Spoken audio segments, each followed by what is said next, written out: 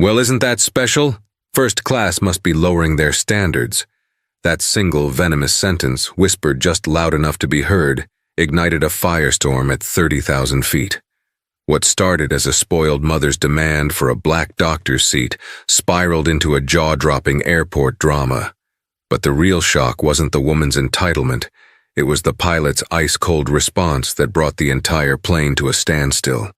Stay tuned to witness how one woman's prejudice led to an unforgettable public takedown, and a wave of karma so devastating it would cost her family everything. You won't believe how this story ends. The air in the first-class lounge at JFK Terminal 4 hummed with a specific kind of quiet energy. The soft clinking of glasses, the muted taps of fingers on keyboards, the rustle of expensive newspapers. It was a curated tranquility, a bubble designed to insulate its inhabitants from the chaotic symphony of the main concourse. Dr. Imani Thompson breathed it in, a small, grateful smile gracing her lips. For the next 8 hours, this was her world. Not Dr. Thompson, the surgical resident who just completed a grueling 36-hour shift. Not Imani, the daughter of a postal worker and a teacher from Queens. Here she was simply Passenger Thompson, Seat 2B, on her way to the Harrison Medical Innovation Summit in London, an all-expenses-paid trip she had earned by pioneering a revolutionary new technique in minimally invasive cardiac surgery. Her thesis had been accepted for the keynote presentation, a life-changing opportunity. The first-class ticket, a surprise upgrade from the summit's sponsors, felt like the universe finally acknowledging her years of sacrifice. She was dressed in comfortable but chic travel attire, black tailored trousers, a silk shell top, and a cream-colored cashmere cardigan. Her locks were elegantly twisted into an intricate updo, and a pair of simple diamond studs, a gift from her parents upon her medical school graduation, were her only jewelry. She sat in a plush leather armchair, reviewing her presentation notes on a tablet, her focus absolute. The bubble popped with the arrival of a woman who didn't so much enter the lounge as she did conquer it. She was a tornado of Chanel, blonde highlights and sharp, assessing glances. In her late 40s, her face was a testament to expensive maintenance, pulled taut and smooth. Trailing a half-step behind her was a teenage girl, likely her daughter, who was absorbed in her phone, a curtain of matching blonde hair hiding her expression. The woman, who would later be known as Caroline Miller, scanned the room like a hawk searching for prey. Her eyes swept over the businessmen in their suits and the older couple sipping champagne, before finally landing on Imani. A flicker of something, annoyance, perhaps disbelief, crossed her features. She steered her daughter Madison towards the seating area directly opposite Imani. "Madison, put that dreadful thing away," Caroline snapped, her voice carrying across the quiet space. "You'll rot your brain before we even get to London." Madison mumbled something without looking up. Caroline sighed dramatically and began arranging their carry-on luggage, a Louis Vuitton duffel and a matching tote, as if she were arranging pieces on a chessboard. She kept stealing glances at Imani, her lips pursed into a thin, disapproving line. Imani, feeling the weight of the woman's gaze, tried to ignore it, focusing on a complex diagram of aortic valve replacement. The initial boarding call for Flight 114 to Heathrow was announced. As Imani began to gather her things, Caroline stood up and positioned herself and Madison directly in her path. "Excuse me," Imani said politely, her voice calm and even. Caroline looked down her nose, her eyes performing a slow, insulting appraisal of Imani's attire. "They're boarding Group 1 now," she said, as if instructing a lost child. "That's for first-class passengers." Imani held up her boarding pass, the bold Group 1-inch and Seat 2B clearly visible. "Yes, I know, that's me." A perfectly sculpted eyebrow arched on Caroline's forehead. She let out a short, derisive laugh. "Oh, of course, my mistake." The apology was laced with so much sarcasm it was practically dripping. She turned to Madison, her voice dropping to a stage whisper that was intentionally audible. "Well, isn't that special? First class must be lowering their standards." The words hung in the air, sharp and ugly. The businessman to Imani's left lowered his newspaper slightly, his eyes meeting hers with a flash of sympathy. Imani's spine stiffened. Years of navigating predominantly white, male-dominated spaces in medicine had given her a thick skin, but the casual, public nature of the insult still stung. The implication was clear. People like her didn't belong here. She refused to give the woman the satisfaction of a reaction. She offered a tight, professional smile that didn't reach her eyes. "Have a pleasant flight," she said, her tone impeccably neutral, before stepping around the woman and walking towards the jet bridge. She could feel Caroline's glare burning into her back. The woman was used to a world that bent to her will, a world where her wealth and her whiteness were an all-access pass. Imani, by simply existing in this space, had somehow violated the natural order of Caroline's universe. As she stepped onto the plane and was greeted by the flight attendant, Imani took a deep breath, determined to let it go. She had a career-defining presentation to deliver. She wouldn't let some miserable, prejudiced woman derail her focus.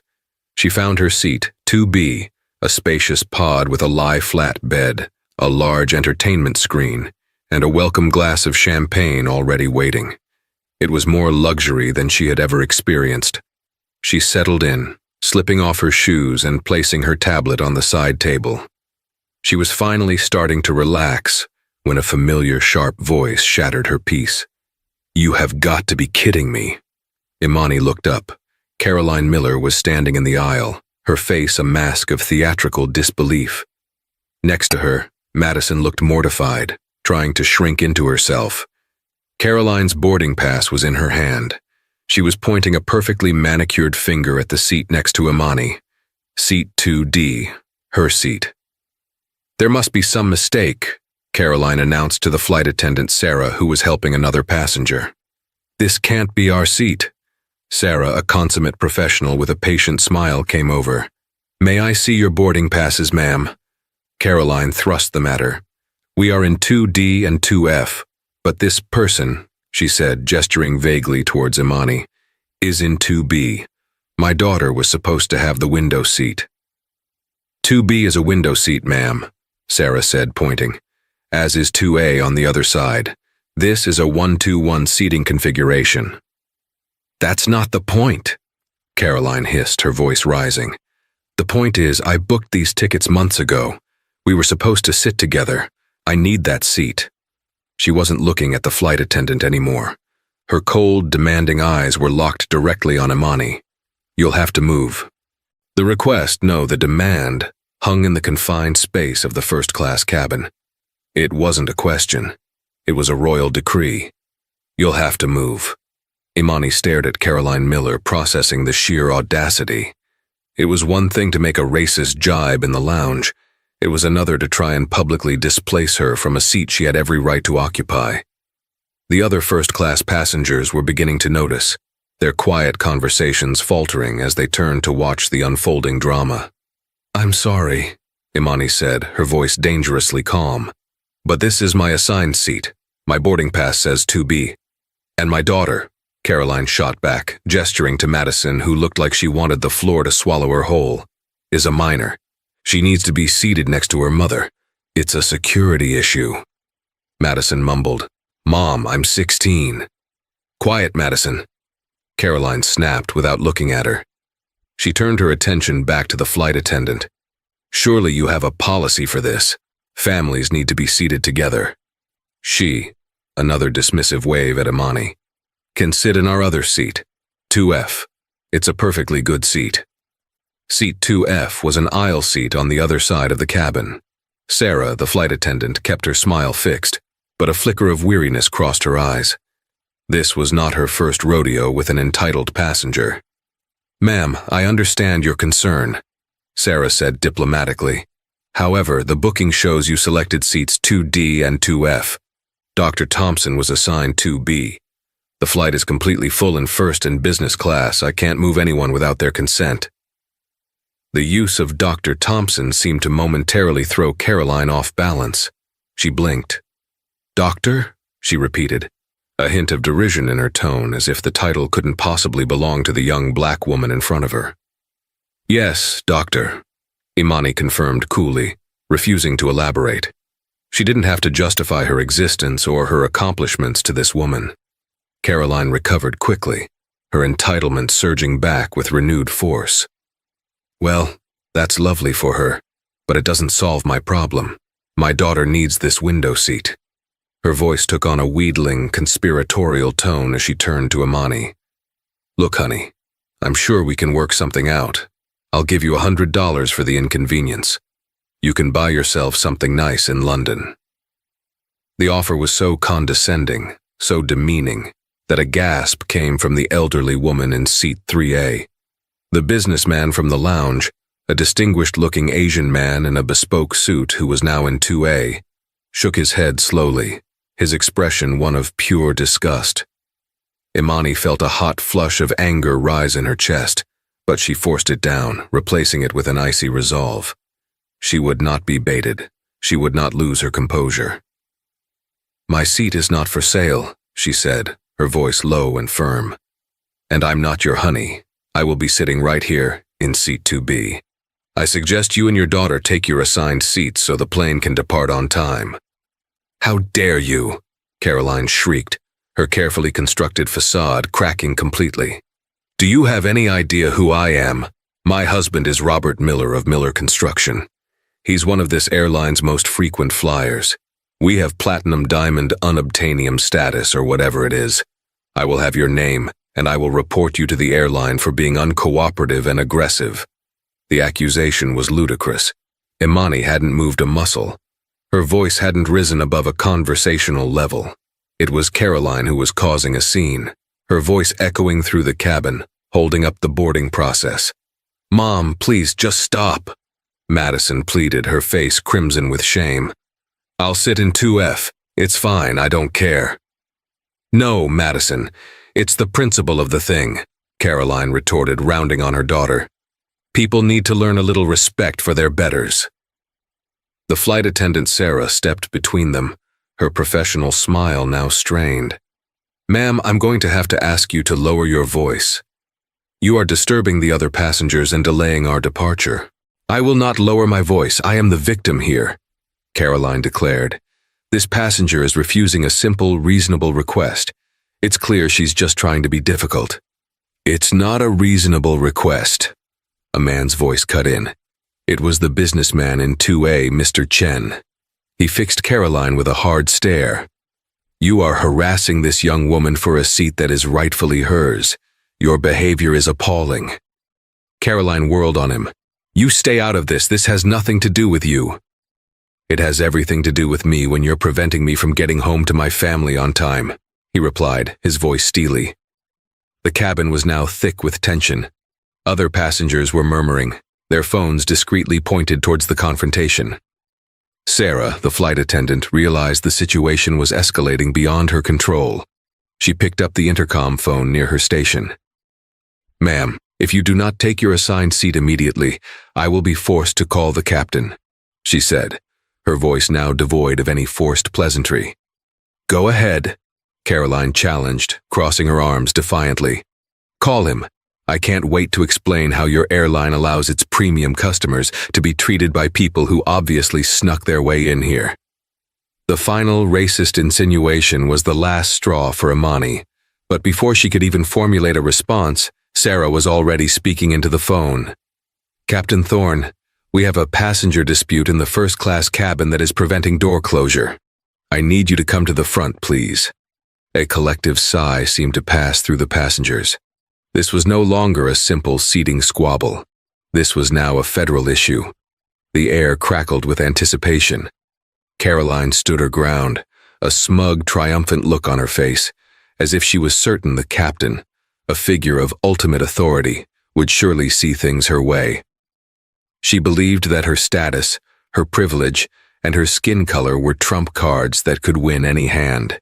She had no idea what was about to walk down the aisle. A few minutes later, the curtain separating the galley from the cockpit swished open. Captain Marcus Thorne emerged, and an immediate hush fell over the cabin. He was not what Caroline Miller had been expecting. Captain Thorne was a tall, imposing man in his early 50s. His uniform was immaculate, the 4 gold stripes on his epaulets gleaming under the cabin lights.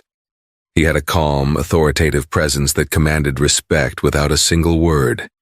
His hair was cut short, military style, and his jaw was set with a no-nonsense firmness. And to Caroline Miller's visible shock, Captain Thorne was a black man.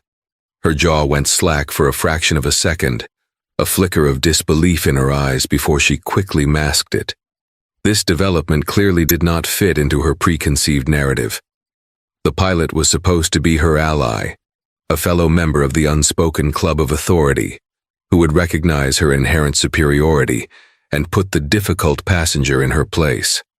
Captain Thorne's eyes, sharp and intelligent, swept across the scene, taking in every detail.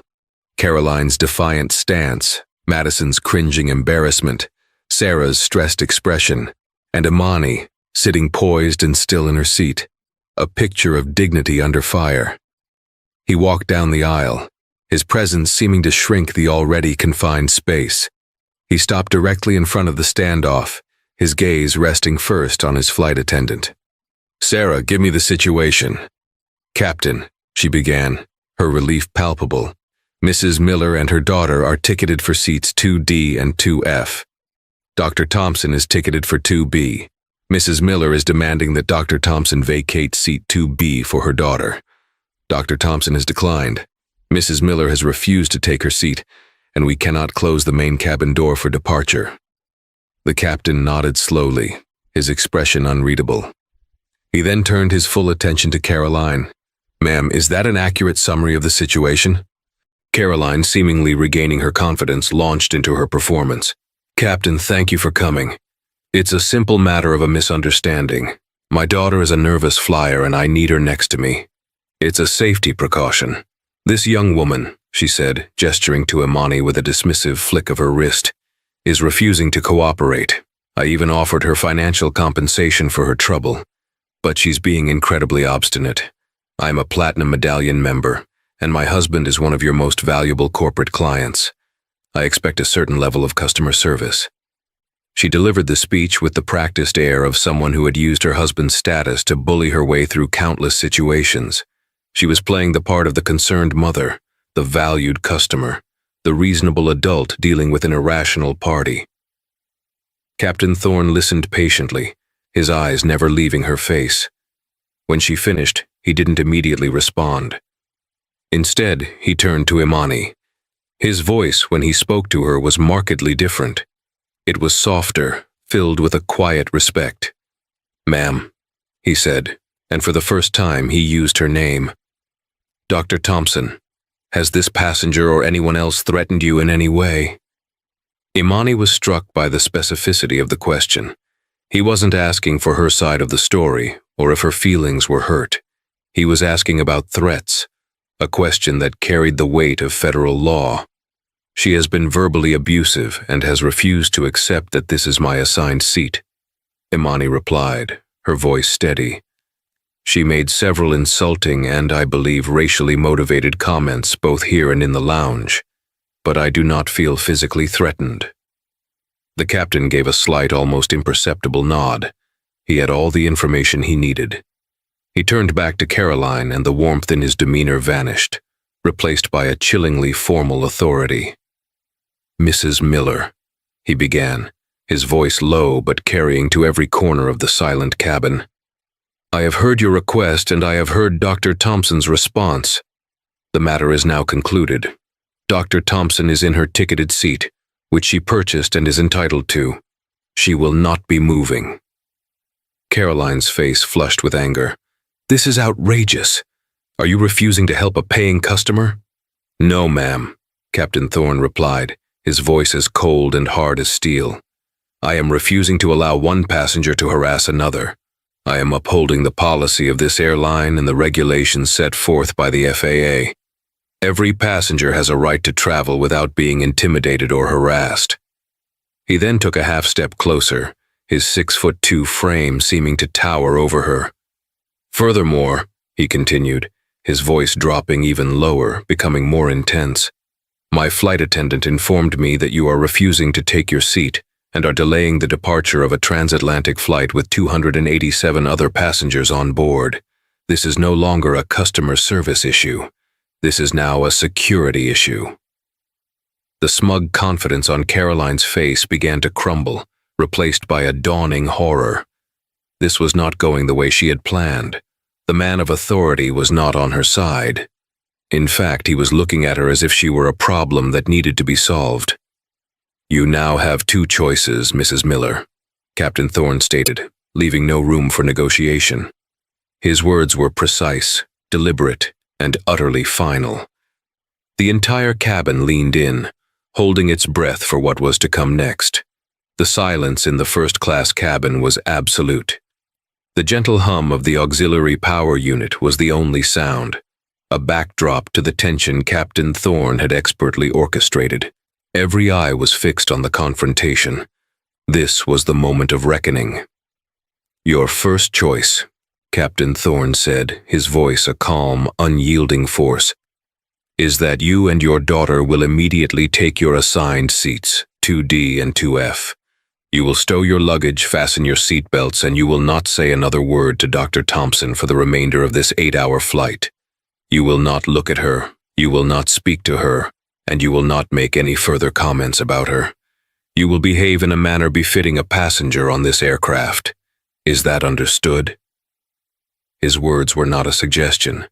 They were an order, delivered with the full weight of his command. Caroline Miller stared at him, her mouth opening and closing like a fish. The idea of being spoken to in such a manner was so foreign to her, it seemed to short-circuit her brain. "But my daughter," she stammered, falling back on her initial excuse. "Your daughter is 16 years old," the captain cut in sharply, "and she is sitting one seat away from you across a 3-foot aisle. She will be perfectly safe.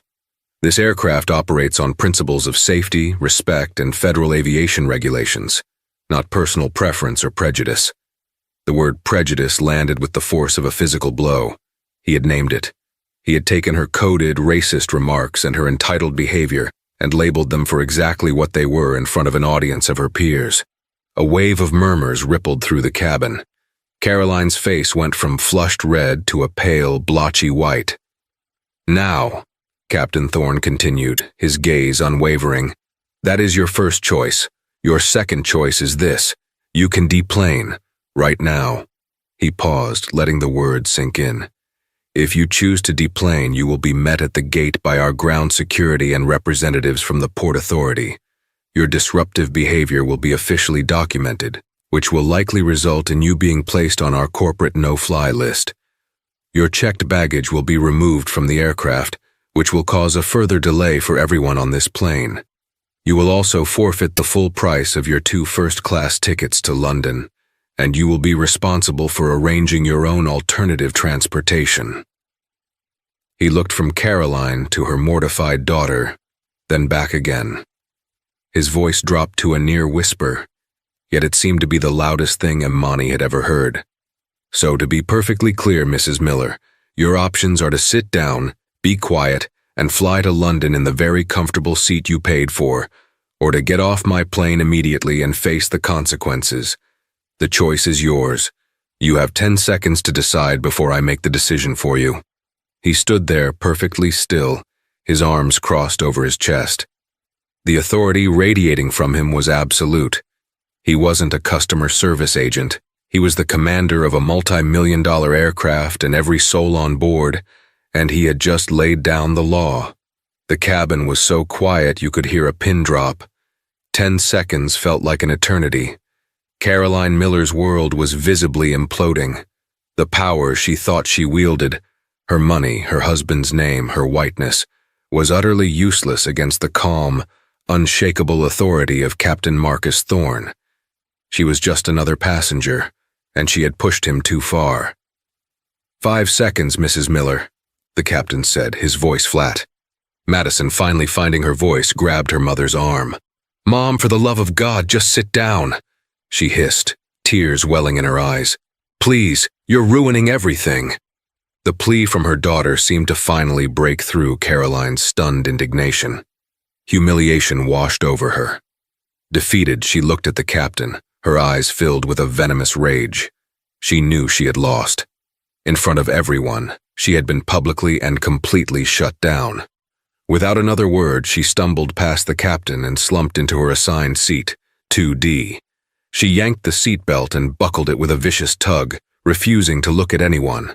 Madison scurried to her seat in 2F, burying her face in her hands. Captain Thorne watched them for a moment, ensuring compliance. He then turned to Imani. For the first time, a hint of a smile touched his lips. "Dr. Thompson," he said, his voice now warm and personable again. "I apologize for the disturbance. I hope the rest of your flight will be peaceful. If you need anything at all, please don't hesitate to let Sarah or the rest of the crew know." "Thank you, Captain," Imani said, her voice filled with a profound gratitude that went beyond the seating dispute. "Thank you very much." He gave her a respectful nod. He then addressed the entire cabin. "Ladies and gentlemen, thank you for your patience. Cabin crew, please prepare for door closure and departure." With that, he turned and walked back towards the cockpit, the curtain swishing shut behind him. The show was over. As the engines began to whine to life, a quiet round of applause broke out in the first-class cabin. It was soft, but it was undeniable. The businessman in 2A, Mr. Chen, caught Imani's eye and gave her an approving nod and a small smile. Even the elderly woman in 3A gave her a thumbs up. Imani leaned back in her seat, the relief washing over her in a powerful wave. She had been seen. She had been defended. She had not been forced to shrink or to fight her battle alone. But as the plane taxied towards the runway, she could feel the heat of Caroline Miller's glare from the seat beside her. The battle was over, but Imani had a feeling the war was far from it. And in that moment, she had no idea how deeply her life and the lives of the Millers were about to become intertwined by a stunning twist of fate. Once the plane reached cruising altitude and the seatbelt sign pinged off, a sense of normalcy returned to the cabin. The flight attendants moved with practiced grace, offering drinks, hot towels, and menus. Yet the tension between seats 2B and 2D remained a palpable, silent entity. Caroline Miller sat ramrod straight, staring blankly at the seat back in front of her, a storm of fury contained behind a carefully blank expression. She had refused every offer from the flight staff with a curt shake of her head.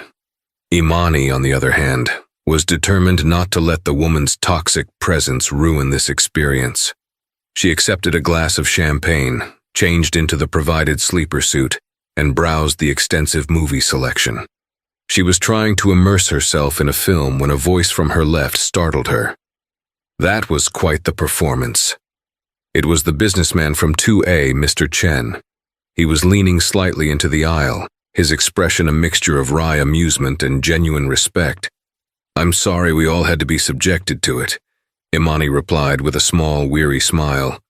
"Don't apologize. You handled yourself with incredible grace," he said. "I'm Arthur Chen, by the way." He extended a hand. "Imani Thompson," she replied, shaking it. His grip was firm and confident. "A doctor," the flight attendant said. Arthur asked, his curiosity piqued. "A surgical resident. I'm on my way to London to present at the Harrison Medical Innovation Summit," she explained. Arthur Chen's eyebrows shot up in recognition. "The Harrison Summit? That's a very prestigious event. My company, Synapse Dynamics, is one of the primary sponsors this year. I'm the Vice President of Strategic Development." Imani's eyes widened. Synapse Dynamics was a giant in the medical technology field. They were the ones developing the next generation of robotic surgical systems, the very technology that her own research aimed to improve. Earning a grant or a partnership from a company like Synapse was the holy grail for researchers like her. "Wow," Imani said, genuinely impressed. "That's incredible. Your company's work is, well, it's the future." "We like to think so," Arthur smiled. "What's the subject of your presentation, if you don't mind me asking?"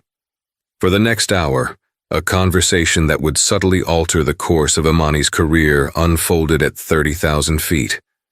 She explained her thesis, a new algorithm for predictive feedback in robotic-assisted heart surgery, designed to reduce tissue damage and improve patient recovery times. She spoke with a passion and intelligence that captivated Arthur.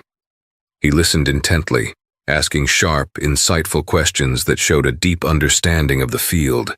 He wasn't just a suit, he knew the science. "That's revolutionary, Dr. Thompson," he said, his initial politeness replaced by genuine professional excitement. "You're essentially giving the surgical robot a sense of feel that it currently lacks. Have you filed the patents?" "My university and I have filed provisionally," she confirmed. "The next step is securing funding for Phase 2 clinical trials." "We need to talk more about this in London," Arthur stated, pulling a sleek business card from his wallet. "I want to introduce you to our head of R&D. He's at the summit. I think he'll be very interested in your work. Very interested indeed." Imani accepted the card, her fingers trembling slightly. This was the kind of networking opportunity people dreamed of. A chance encounter, born from a foul display of prejudice, was turning into a potential career-defining breakthrough. It felt like a bizarre, cosmic rebalancing of the scales. As she and Arthur spoke, she was vaguely aware of Caroline Miller listening to every word. She could feel the woman's attention, sharp and resentful.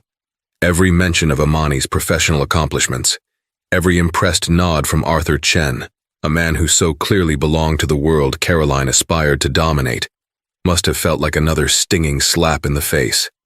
Caroline had dismissed Imani as someone who didn't belong, only to discover she was an accomplished surgeon on the verge of a major breakthrough, now networking with a top executive from a world-renowned company. The irony was almost too thick to bear. The flight continued. Imani ate a delicious meal, watched a movie, and then reclined her seat into a fully flat bed. For the first time in years, she slept soundly on an airplane, a deep, dreamless sleep fueled by exhaustion and a budding sense of hope.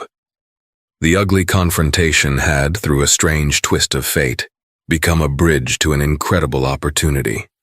Karma, it seemed, had already started to work its magic in the most unexpected of ways. She had no way of knowing that this was just the beginning. The real karmic collision was set to take place on the ground, in the heart of London, where the Miller family's world was about to intersect with hers in a way that would bring them to their knees. The Harrison Medical Innovation Summit was an electrifying affair. Held at the XL London, the convention center buzzed with the brightest minds in medicine and technology. For 2 days, Imani was in her element, attending panels, debating new theories, and absorbing a wealth of knowledge. True to his word, Arthur Chen sought her out on the first day. He introduced her to Dr. Alastair Finch, the legendary head of research and development at Synapse Dynamics. Dr. Finch, a formidable man with a brilliant, probing mind, was initially skeptical, as he was of all new theories. But as Imani walked him through her data and the elegant simplicity of her algorithm over coffee, his skepticism melted away into visible excitement. "My dear Dr. Thompson," he had said, his eyes twinkling, "this is not just an improvement. This is a paradigm shift." They scheduled a formal meeting for the day after her keynote address. The pressure was immense, but it was the kind of pressure Imani thrived on. This was her chance to prove herself on a global stage. Her presentation was the capstone event of the summit's second day. The main auditorium was packed, with over 1,000 attendees, including the top executives from every major medical firm, university deans, and celebrated surgeons. Arthur Chen and Dr. Finch sat in the front row. As Imani stepped onto the stage, a wave of nervous energy washed over her, but the moment she began to speak, it was replaced by a familiar confidence. She was not a resident or a young woman in over her head. She was an expert in her field, sharing the work that had consumed her for the last 5 years. She moved through her presentation with precision and passion, the complex data on the screen behind her telling a story of innovation and hope. When she finished, there was a beat of silence, and then the auditorium erupted in thunderous applause. It was a standing ovation. As she stood at the podium, basking in the validation of her peers, she scanned the crowd.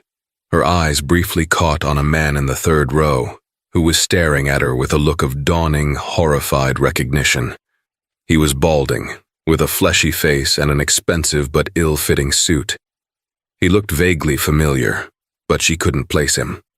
She gave a gracious nod and walked off stage, her heart soaring. Meanwhile, in another part of London, Robert Miller of Miller Construction was having the worst week of his professional life. His company was on the verge of bankruptcy, a fact he had hidden from his wife, Caroline. They had been living far beyond their means for years, funding Caroline's lavish lifestyle with debt and risky investments. Everything was riding on one project, a lucrative contract to build the new European research headquarters for the medical tech giant, Synapse Dynamics. Robert had leveraged everything to get this far. The final meeting to sign the papers was scheduled for the morning after the Harrison Summit's closing gala. The deal, worth hundreds of millions, would not only save his company but catapult it into a new league. His contact at Synapse, a man he desperately needed to impress, was none other than the VP of Strategic Development, Arthur Chen. On the final night of the summit, the grand gala was held in the ballroom of a five-star hotel. It was a black tie affair, shimmering with success and ambition. Imani, wearing an elegant emerald green gown, felt like she was living in a dream. She was being hailed as the rising star of the conference. Robert Miller was also there, a desperate smile plastered on his face as he schmoozed, trying to solidify his position with the Synapse executives. Caroline, having spent the day on a shopping spree on Bond Street to soothe her wounded pride, was by his side, dripping in new diamonds. She was determined to re-establish her social dominance. The evening's main event was the presentation of the Harrison Innovation Award, a prestigious prize given for the most promising breakthrough presented at the summit. It came with a hefty research grant of $500,000, co-funded by Synapse Dynamics. Arthur Chen took the stage to announce the winner. "This year's award," he began, his voice booming through the ballroom, "goes to a researcher whose work is not just an iteration, but a true revolution. Her elegant solution to a complex problem in robotic surgery will, without a doubt, save countless lives in the years to come. It is my immense honor to present this award to the brilliant Dr. Imani Thompson." A spotlight hit Imani's table. As she stood up, stunned and overwhelmed, the ballroom once again rose to its feet in applause. Across the room, Caroline Miller froze, the champagne glass halfway to her lips. Her eyes widened in utter disbelief. The difficult young woman from the plane, the one she had tried to bully and belittle, was being celebrated as a genius on this grand stage. It was impossible. It was a nightmare. Robert Miller, standing beside her, turned pale. The name clicked into place. The face on the stage was the same one he'd seen during the keynote address. The brilliant doctor his wife had been complaining about non-stop for 2 days was the very person this entire industry was now celebrating. A cold, sickening dread began to pool in his stomach. Imani walked to the stage and accepted the large glass award from Arthur Chen. As she stepped to the microphone to give her acceptance speech, her eyes once again swept the crowd. This time, her gaze locked with Caroline Miller's. For a fleeting second, the two women stared at each other across the crowded, glittering ballroom. There was no triumph in Imani's eyes, only a quiet, resolute strength. In Caroline's, there was a maelstrom of shock, envy, and the terrifying, dawning realization that the world was not at all the way she thought it was. The dominoes of her life had begun to topple, and the final, catastrophic crash was now just moments away. Imani's acceptance speech was a masterclass in grace and intellect. She didn't just thank the committee. She spoke with profound passion about the human element of medicine, the sacred trust between a surgeon and a patient, and her dream of a world where innovative technology made life-saving procedures accessible to all, not just the privileged few. Her words resonated through the grand ballroom, a place often filled with talk of profit margins and market share, and reminded everyone present of the noble purpose that underpinned their industry. As she walked off the stage, the Harrison Innovation Award a cool, heavy weight in her hands, she was met not with a trickle of polite congratulations, but a tidal wave of genuine admiration. She was introduced to Sir Reginald Croft, a titan of British surgery whose textbooks she had studied until the pages were worn thin. He shook her hand warmly, his aged eyes bright with intellectual fire. "Dr. Thompson," he boomed, his voice a gravelly baritone, "your methodology is not just clever, it is profoundly elegant.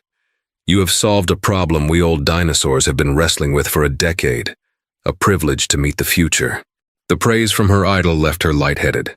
For the next 20 minutes she was passed from one luminary to another, each handshake and business card a stepping stone on a path that had suddenly, dazzlingly, opened before her. Yet through it all, she was acutely aware of two sets of eyes burning into her from across the room. She could feel the Miller's presence like a pocket of cold, dead air in the otherwise vibrant atmosphere. She saw the man, his face a sickly gray, locked in a frantic, whispered argument with his wife, the woman who had tried to reduce her to an inconvenience just 48 hours earlier. Robert Miller felt the ballroom walls closing in. The air, thick with the scent of expensive perfume and fine food, seemed to be suffocating him. Every round of applause for Dr. Imani Thompson felt like a nail being hammered into his company's coffin. He watched her being celebrated, feted by the very people he had spent years trying to cultivate, and a cold, acid dread churned in his gut. This wasn't just bad luck, it was a cosmic joke of the cruelest kind. "Robert, stop staring, you're making a scene," Caroline hissed beside him, her voice a low, venomous hum. She had watched Imani's triumph with a look of curdled disbelief, as if the universe had made a grave clerical error. "I cannot believe they gave the award to her. It's probably some sort of diversity initiative. Her research can't possibly be that special." Robert rounded on her, his face contorted in a mask of sheer panic and fury. "Be quiet, Caroline," he seethed, his voice barely a whisper but laced with a terror she had never heard before. "Just for once in your life, be quiet and listen. That woman, the diversity initiative, just became the most important person in this room. Arthur Chen is practically glowing in her presence. Our entire future, everything we have, or rather everything we owe, is tied up in a deal with Chen's company. I have a final signing meeting with him tomorrow morning. A deal worth over $200 million. Caroline's eyes widened, the number finally capturing her full attention. "Well then," she said, straightening her diamond necklace, a flicker of her old arrogance returning. "You need to march over there and remind him who you are. We need to put that unfortunate incident on the plane behind us." "Put it behind us?" Robert's laugh was a choked, desperate sound. "You accused her of sneaking into first class. You tried to bribe her like she was a bellhop. You caused such a scene that the captain had to come out and threaten to have you arrested. There is no putting that behind us. We are standing on the edge of a financial abyss, and you, my dear wife, are the one who pushed us here. Don't you dare blame me," she shot back, her voice rising. "If your business were more secure, we wouldn't be in such a precarious position, would we?" The argument was cut short. The nightmare was becoming reality. Arthur Chen, with Dr. Thompson by his side, was heading their way. It was a slow, inexorable approach, like watching a tidal wave roll toward your sandcastle.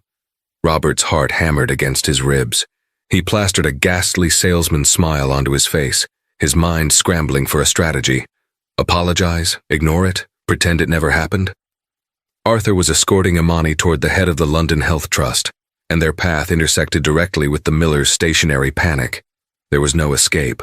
Arthur gave Robert a crisp, professional nod. "Robert, good to see you. I trust you're enjoying the gala." "Arthur, a magnificent event," Robert boomed, his voice an octave too high. He felt the sweat beading on his forehead. He turned his desperate smile on Imani. "And Dr. Thompson, allow me to offer my most sincere congratulations. A truly remarkable achievement. My wife, Caroline, and I were just saying how incredibly impressed we were with your presentation." Imani looked at him, her expression calm and unreadable. She then shifted her gaze to Caroline, who stood stiffly, her face a frozen mask of contemptuous civility. "Thank you, Mr. Miller," Imani said.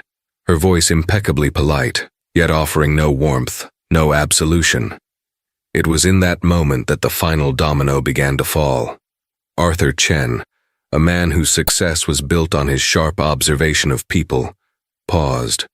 He looked from Robert's sweating, desperate face to Caroline's haughty glare, and then to Imani's dignified composure. He had been so engrossed in Imani's research that he hadn't made the connection before. But now, seeing them all together, a memory clicked into place with horrifying clarity. He remembered the name Caroline had spat out on the plane, a name she had used as a weapon. "My husband is Robert Miller of Miller Construction." Miller, Arthur repeated, the name tasting like ash in his mouth. His friendly demeanor evaporated, replaced by a glacial coldness. Miller Construction. Wait a moment. Weren't you two on British Airways Flight 114 from JFK 2 days ago? The direct question hit Robert like a physical blow. There was no lying, no evasion possible. Arthur had been sitting in seat 2A. He had seen everything. Well, yes, we were, Robert stammered, his collar suddenly feeling tight enough to choke him. It was a long flight, a bit of a misunderstanding with the seating. A misunderstanding?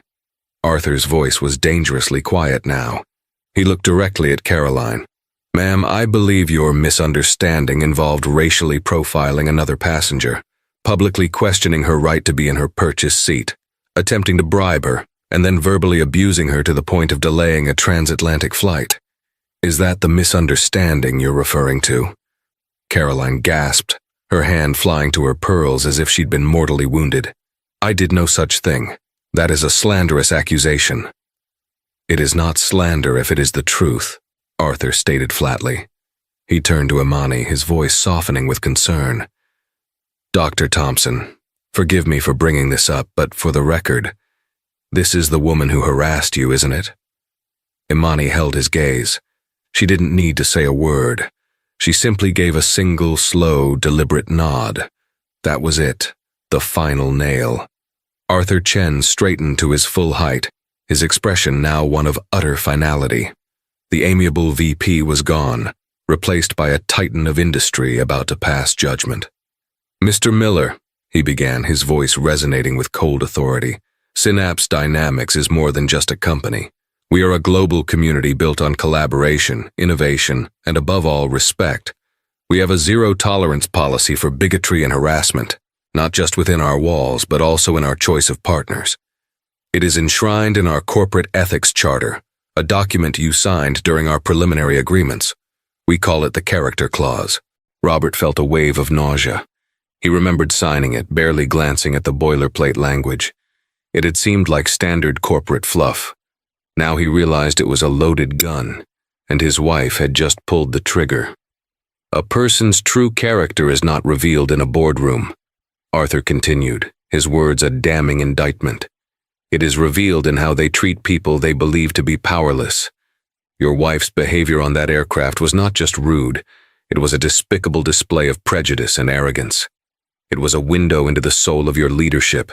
It tells me that you foster an environment where such attitudes are acceptable. It tells me that you cannot be trusted to uphold the values our company is built on." "Arthur, please," Robert begged, his voice cracking, all pretense of dignity gone. "It was my wife. She was under stress. It has nothing to do with my company or my professional integrity." "It has everything to do with it." Arthur's voice cut through the air like a surgeon's scalpel. "The deal we were about to sign involves building facilities that will house a diverse team of the world's best scientists, men and women of every race, religion, and background. Dr. Thompson here is a prime example of the brilliant minds we seek to partner with.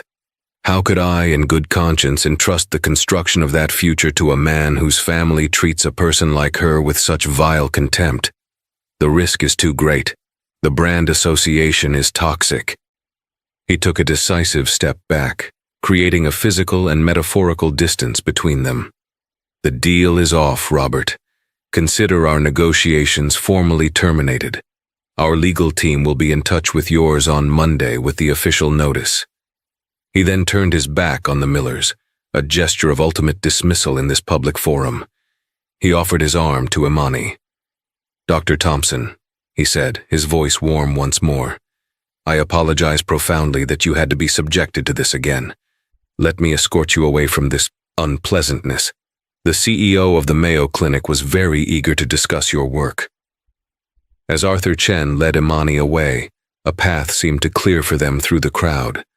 For Robert and Caroline Miller, the world caved in. The buzzing energy of the gala seemed to recede, leaving them in a silent, isolated bubble of their own making. The guests nearby, who had heard the entire exchange, began to whisper, their glances a mixture of pity and scorn. Robert Miller was no longer a player. He was a pariah. He finally turned to his wife. The desperate panic in his eyes had been replaced by something far colder, the dead, hollow light of absolute ruin. "You," he whispered, the single word dripping with a lifetime of resentment. "You did this. Not a bad deal, not the economy, not me. You, with your bottomless need to feel superior. We're finished, Caroline." He began to detail their demise with a chilling, detached precision.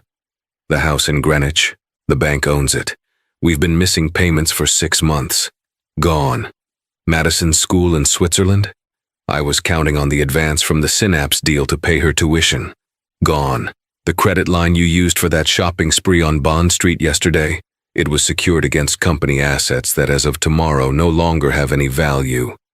Everything you see, everything you touch, everything you thought made you who you are. It's all an illusion. And you just burned it to the ground. For what? For a window seat." Caroline stared at him, her perfectly made-up face crumbling. The diamonds on her neck felt like a lead weight. For the first time, the consequences of her actions were not an abstract concept, but a crushing, undeniable reality. She had flown to London in first class to assert her status, only to find herself stripped of everything. Across the room, Imani stood talking with the titans of her industry, the heavy glass award in her hand feeling lighter and lighter with every passing moment. She hadn't sought revenge, she had simply refused to be diminished, and in doing so, she had allowed the universe to deliver a form of justice more complete and devastating than she could have ever imagined. Her victory wasn't in the Miller's ruin, but in her own ascendance, a future she had built with her mind, her hard work, and her unshakable dignity, a currency the Millers had never possessed and could no longer afford. And there you have it. A story that started with a single hateful comment ended in the complete and utter downfall of an entire family. It's a powerful reminder that the energy you put out into the world, whether it's kindness and respect or prejudice and entitlement, will always find its way back to you. Caroline Miller thought her status put her above everyone else, but she learned the hard way that true power lies in character, intelligence, and integrity, qualities Dr. Imani Thompson had in abundance. Karma, in this story, wasn't just a missed flight or a bad day. It was a life-altering lesson in humility, served ice cold. What did you think of the pilot's incredible response? And how satisfying was that final moment at the gala? Let me know your thoughts in the comments below. If you have a story about karma you'd like to share, I'd love to read it. Don't forget to hit that like button if you enjoyed the story. Share it with someone who needs to see it. And please subscribe to the channel for more true life drama and powerful stories. Thanks for listening.